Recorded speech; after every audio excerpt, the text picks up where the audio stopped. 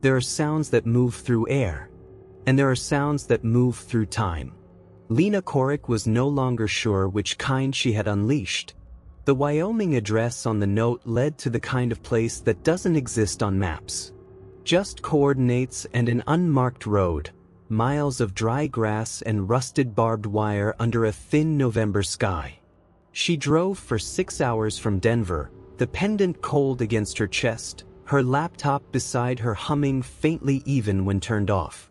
At mile marker 119, her GPS froze. The screen pixelated, then displayed a single word in plain black text. Arrived. The road ended at an old facility hidden in the foothills. A faded sign by the gate barely clung to its hinges. Echelon Research Division, Site B. The same name from the tapes. The same project that vanished in 1987. The gate was unlocked. Inside, the air smelled of iron and dust. Corridors lined with decayed consoles and defunct computers led to a central chamber that looked untouched for decades. The walls were padded with acoustic dampeners, and in the center, a metal ring stood, 5 meters wide, woven with copper coils and thick glass tubes. A small terminal blinked green in the dark. Text pulsed slowly. Phase return protocol ready. Lena's breath fogged in the cold air. Every instinct told her to leave, but her curiosity, that old scientific hunger, wouldn't let go. She approached the console and entered the only word that felt right. Meridian. The machine hesitated, then responded. Session 51 initiated. Primary conduit active. Host detected, Korrick L. Her pulse quickened. Lights along the walls came alive, flickering in sequence until the entire ring pulsed with soft, rhythmic orange. The same hue that had filled her lab during the first playback. A tone rose from the machine, low and deep, like the earth exhaling. And then voices. Faint, layered, impossible. Hundreds whispering at once beneath the hum. One voice surfaced from the rest, calm, female, hauntingly familiar. You brought us back, Lena. Cartwright.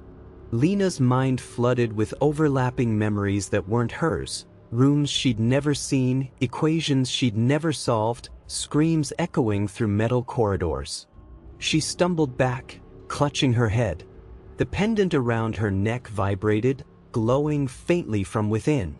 The ring's coils shimmered, forming hazy silhouettes, human outlines flickering like film projections. Dozens of them, all speaking in fragmented sync. The frequency is the bridge.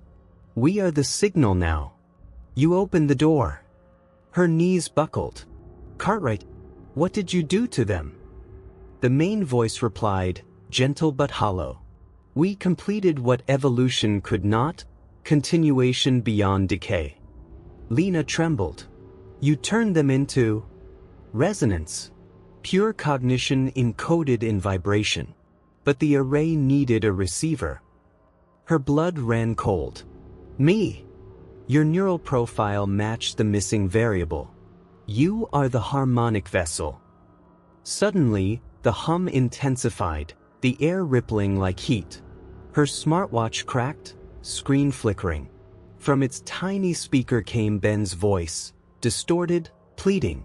Lena, help me. They're inside. Then static. Then silence. The ring pulsed violently, shaking the chamber. Cartwright's spectral form grew clearer, a pale figure of light wrapped in flickering static. You can still join us. Let the resonance stabilize. You will see what we became. Lena forced herself to the control terminal and began typing override commands, her fingers trembling. Error. Access denied. Override locked. Damn it, she hissed, slamming the keys. The hum deepened, so low it felt like gravity itself bending. Cartwright's voice grew softer, almost maternal. Don't fight it, Lena. You were never alone. You heard us long before you found us. The screens around her blinked alive, displaying her own face, hundreds of reflections, each slightly delayed. But in every one, her expression wasn't matching her movement.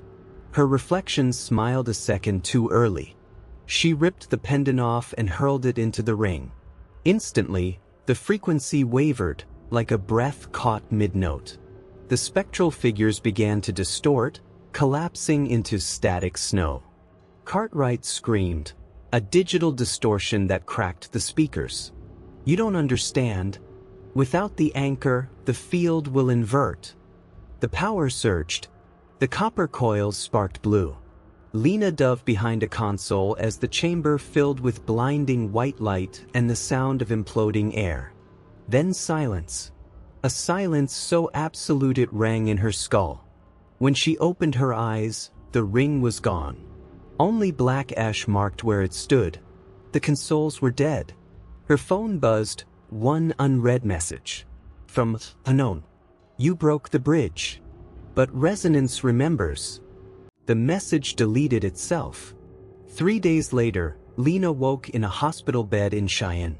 The local authorities said she'd been found wandering along Highway 85, dehydrated and delirious.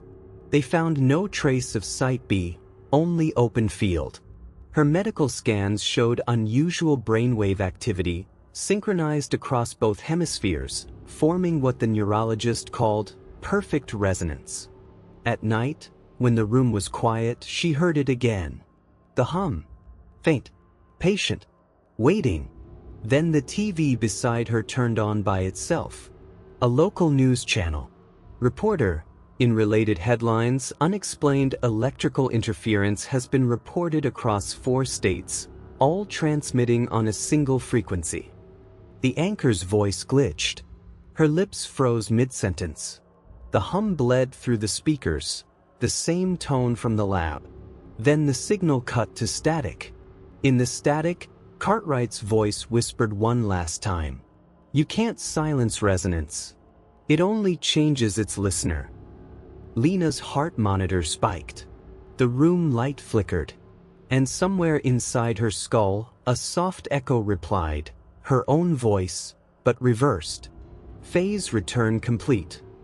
Weeks later, an unmarked package arrived at the USGS headquarters in Denver. Inside was a hard drive. Its only file, Meridian log. The metadata listed 2 active users. Cartwright. Korrick. The timestamp read, October 12, 2025, 2:14 a.m. That same night, across Wyoming, the hum returned. But this time, it wasn't on any radio frequency. It was inside the power grid, inside communication lines, inside every digital signal that connected the modern world. And if you listen carefully, beneath the hum of your own phone charger, you might hear it too. That faint whisper of breathing through glass. We are the signal now.